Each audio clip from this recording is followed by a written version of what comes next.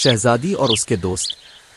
ایک دن کی بات ہے، ایک دور کے خوبصورت محل میں ایک شہزادی رہتی تھی۔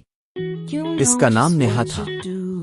شہزادی نیہا نہ صرف خوبصورت تھی بلکہ بہت مہربان بھی تھی۔ شہزادی کے 3 خاص دوست تھے، ایک خرگوش جس کا نام چمپی تھا، ایک طوطا جس کا نام مٹھو تھا، اور ایک ننھی بلی جسے سب پائلو کے نام سے جانتے تھے۔ روز وہ سب باغ میں کھیلا کرتے، ہنستے اور کہانیاں سناتے۔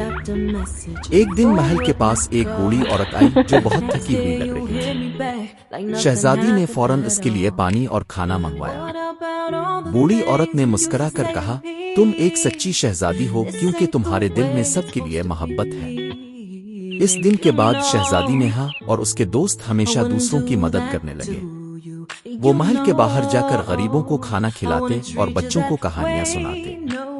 یوں شہزادی نیہا نہ صرف اپنے محل کی بلکہ سب کے دلوں کی بھی شہزادی بن گئی۔